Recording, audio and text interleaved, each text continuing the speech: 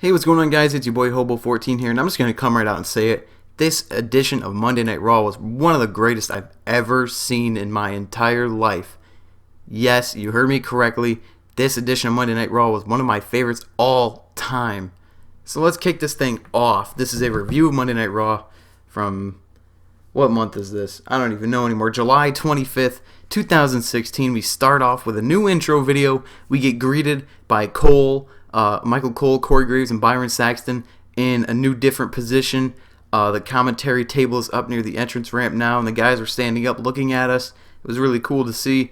And then we get Stephanie and Foley in the ring, and they're talking about, the new era, and they're talking about how there's going to be a new championship, and they bring the whole roster out onto the stage, and Foley's talking about how Raw's going to be producing the best show every week. Steph says that Foley will have full authority to do whatever he needs on Raw. Stephanie also bashed Roman Reigns for costing Raw the championship at Battleground, the WWE title that is.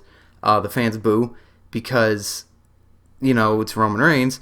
And then Stephanie calls him a loser, which he is because he lost. He took the pinfall in that match. She says she says there has always been a heavyweight champion on Raw, and the world demands it. So that's what they're going to get. And then she announced that there will be two fatal four-ways, or Mick Foley announced there will be two fatal four-ways. The winner of those two fatal four-ways would face in the main event of tonight's episode of Raw. The winner of that match would go on to SummerSlam to face Seth Rollins for the WWE Universal Championship. Exciting stuff. I know, I got all that out in under 2 minutes. It's crazy. But yeah, I'm so excited. So the first, or actually before we get into that, they brought out all the people, or all the members of the roster, like I said, and they called out the members of the Fatal 4-Ways to step forward, which was Sami Zayn, Sheamus, Chris Jericho, Cesaro, Roman Reigns, Rusev, Kevin Owens, and Finn Balor. And then Balor got a big pop. I couldn't really hear it for some reason, probably because I had my volume turned down a little bit. But yeah, apparently he got a pretty big pop, and I'm excited for that. And then they talked about Charlotte, and they announced that Sasha Banks would be getting a match for the Women's Championship tonight against Charlotte on Raw, because Charlotte tapped out to Sasha Banks last night at Battleground. So we come back from a commercial break, and then we get the first Fatal 4-Way, which was Cesaro, Rusev, Kevin Owens, Finn Balor. Great match. Oh my God. Go out of your way to find this match. Do whatever you can to find this match. It was a little slow at the beginning, but this is Finn Balor's first main roster match. He's got to be able to figure out how to work with these guys and to work on this big stage now. Finn Balor's wrestled all over the world. He's wrestled on big stages, but nothing compares to WWE Raw. And everybody looks so good in this match. Finn Balor picks up the win in the end. He comes out of nowhere. He hits the coup de grace on Rusev, pins him. I think he pinned Rusev. I'm not exactly sure. I don't care. But he wins the match, which was amazing. The crowd exploded for it. So, yeah, it was awesome to see that. Next up, we get a little graphic on the screen talking about how the New Day are going to be celebrating their new title reign and their new cereal, which I fully intend to go to FYE and buy because A, I want some new cereal in the house, and B, I love the New Day, so that's two good things in one. And then we get greeted by a Nia Jax promo saying that she is going to debut tonight here on Monday Night Raw. Exciting stuff. This is really exciting. Not even trying to hype it, not even trying to be sarcastic. This is legitimately exciting stuff. So then we come back and we get a Nia Jax versus Britt Baker match. Britt Baker is a local wrestler, I believe. That's what I thought initially at first. I think she might be. But Nia squashed her. And I just read something on Bleacher Report that said the WWE is considering bringing back squash matches. And it looks like they are bringing back squash matches because Nia Jax has one, and later on Braun Strowman has one. But we'll get into that as we roll through this card. So Nia Jax defeats Britt Baker in extremely dominating fashion. Great match. And then we get a backstage segment with Sasha Banks. And All of a sudden, the Golden Truth walk out, and they're playing Pokemon Go. I popped huge. I'm such a mark for Pokemon Go. Whatever. But they go away. Tom Phillips starts talking to Sasha Banks, getting her comment on the women's title match. Sasha says she's ready to expose Charlotte tonight. She says it's a new era, and the new era is about to have its first new champion, the Boss.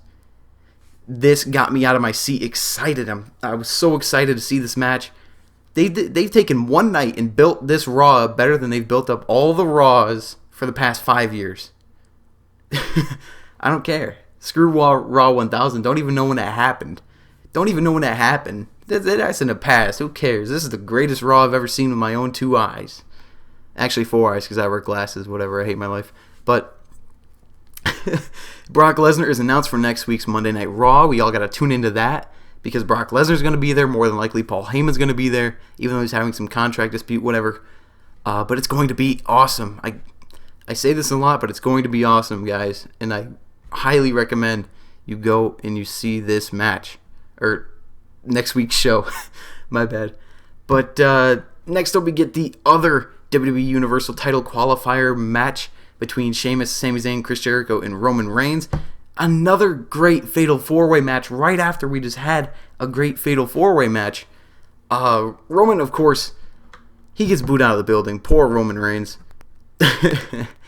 But, no, seriously, he got destroyed by the superstar, or by the fans, not the super. Well, he got destroyed by the superstars and by the fans. But Roman was the one who ended up getting the ultimate destruction on the superstars because he picks up the win after he has an impressive little combination of moves with Chris Jericho. Really cool way to end that match. I enjoyed watching Chris Jericho in the ring. He's one of my favorites still. So, yeah, we move on after that. And the New Day come out.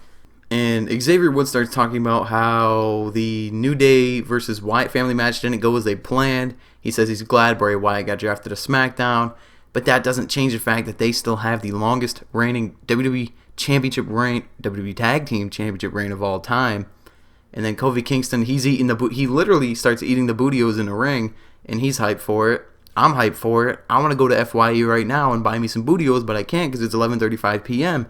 and the mall's closed. So, whatever. Hate life. But, yeah, these guys are great. I love the New Day with every fiber of my being. It is amazing. So, we get a promo for a Neville match. Neville's back. Awesome. Wait, actually, before we get into that, sorry, I know. I'm so excited that I'm trying to get through this, but the New Day go to ringside to pick a fan out. The dude's name is Sonny Boy. They don't believe his name is Sonny Boy. Clearly a plant, but it was so awesome. And then Luke Gallows and Carl Anderson come out of nowhere, and they start beating the crap out of the New Day. They destroy them, really. Kofi and Woods got sent into the stairs. The stairs took a beating.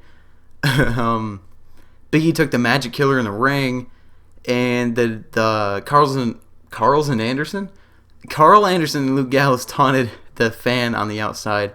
They threw all the merch that they ripped off of the New Day at him. Really fun. That was really cool. But like I said earlier, prematurely, Neville returns to Raw and he faces Curtis Axel. They start talking about how Curtis Axel is Mr. Irrelevant because whoever gets picked last in the NFL draft is called Mr. Irrelevant. So I guess that's Curtis Axel's new gimmick. Whatever. Fun. Yay. Whatever. Good match though.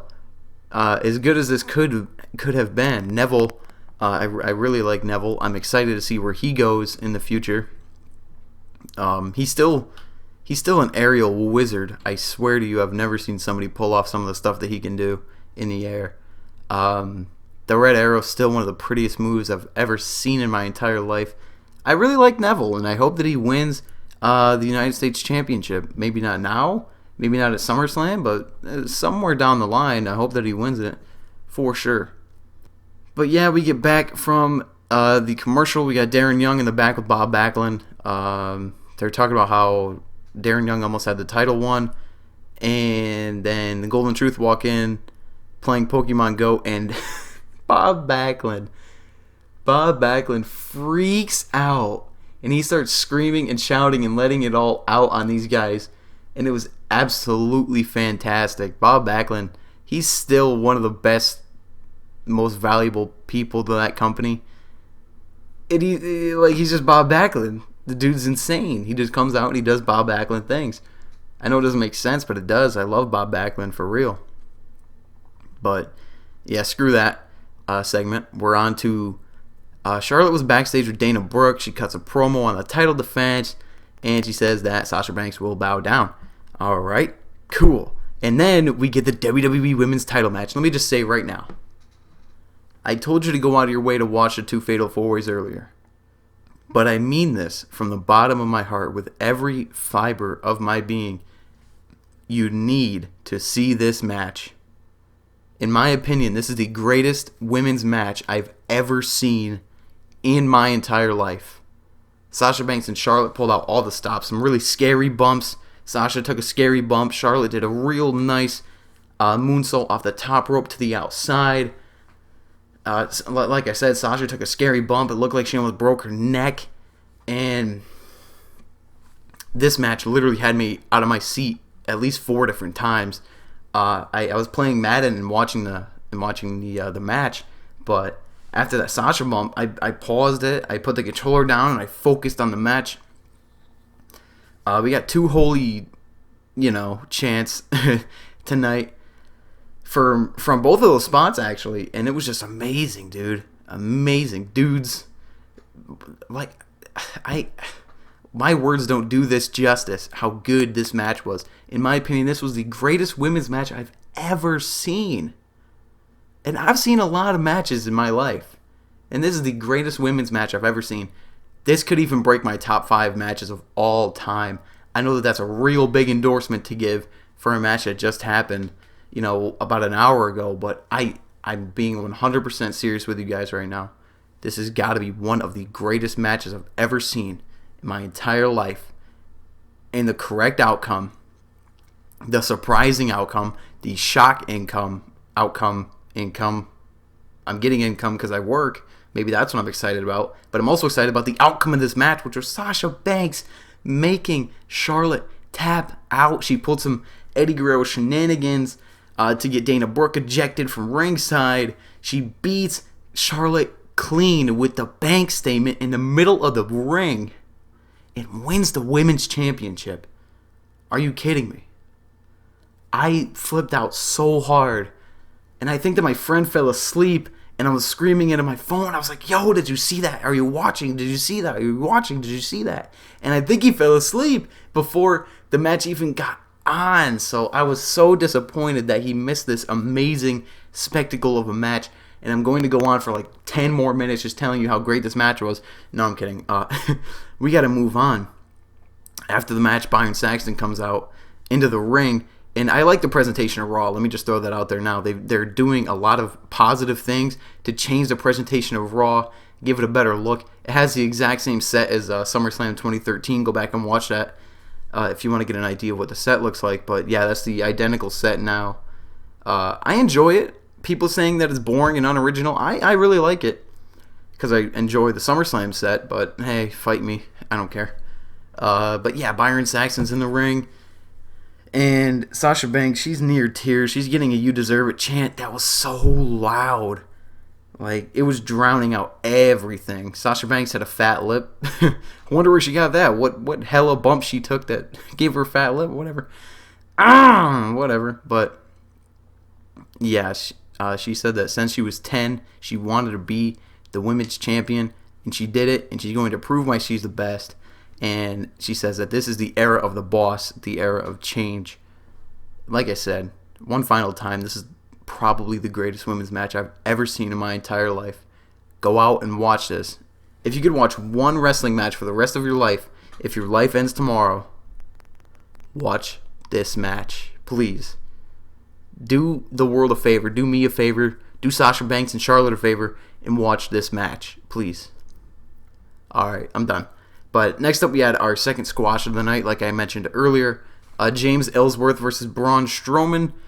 Byron was in the ring with James Ellsworth, and you got to give this kid props, though.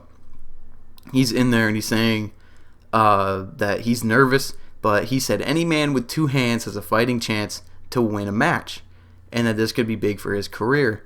And Byron was like, no offense, but it's like, he didn't say this, but he was like, you got no effing chance, bro. You're going to get destroyed. And then Braun comes out and absolutely kills this James Ellsworth character. And it was good. It was good. Braun Strowman's got a new haircut. He looks different from how he did in the Wyatt family. It's really good, really good. I give them a lot of props for this. And the Sasquatch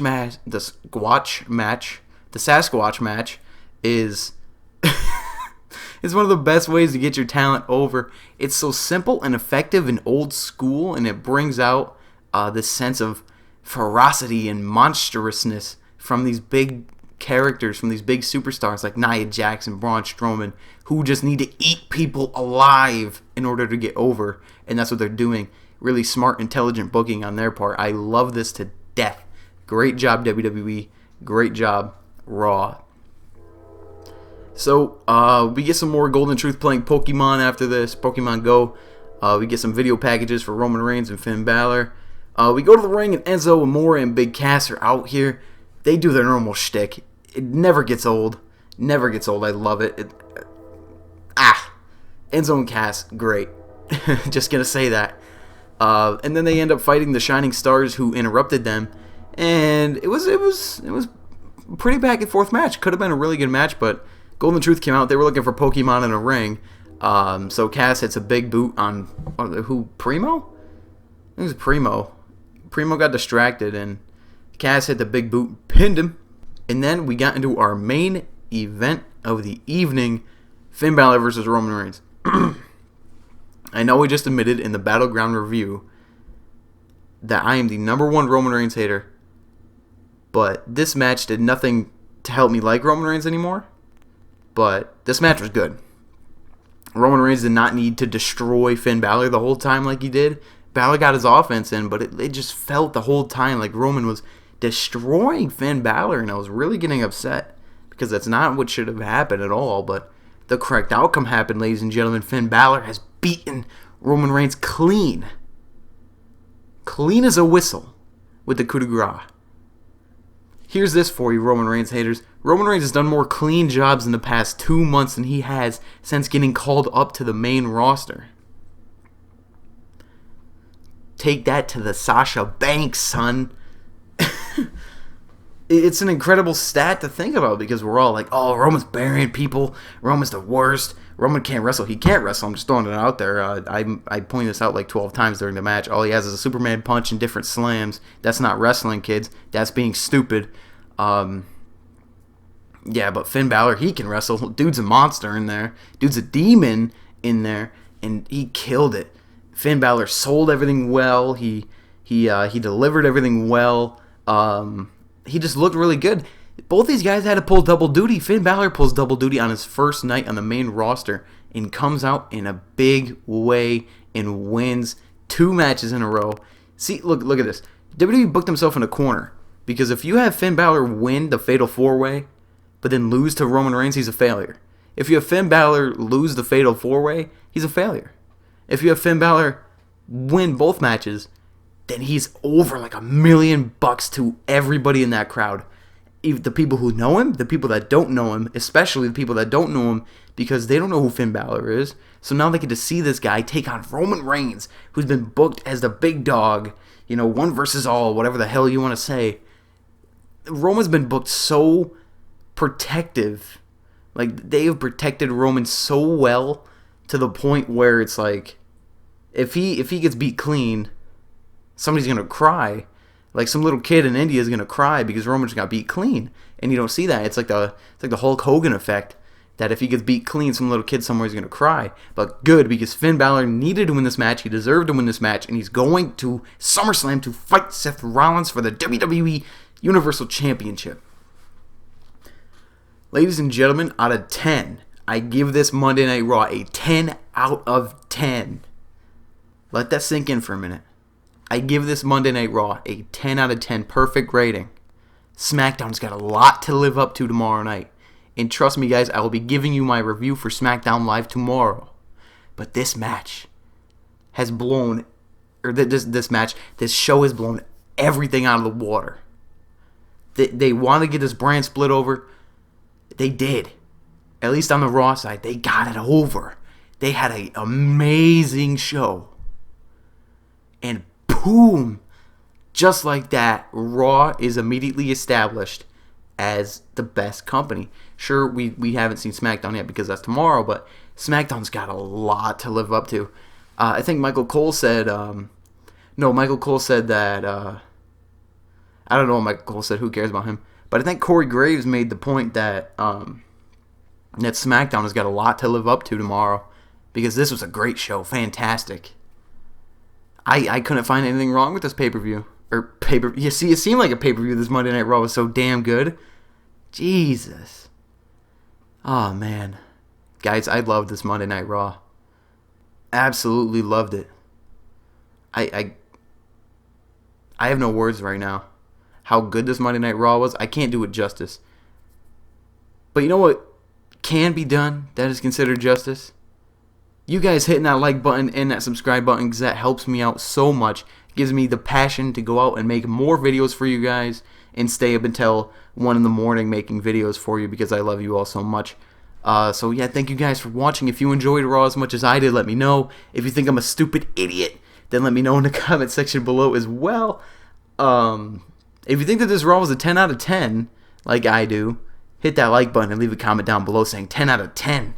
If you're Bret Hart and you don't think that this was a 10 out of 10, put 4 out of 10 in the comment section below. If you get that reference, you get a cookie. Just kidding, I don't care about you. No, I'm kidding. But guys, seriously, one of the best Raws I've ever watched in my entire life. I love you all, and I will see you guys in the next video. This has been it for me, your boy Hobo. Well, I just messed up my own outro. Alright, this has been it for me, your boy Hobo, and I will see you guys in the next video.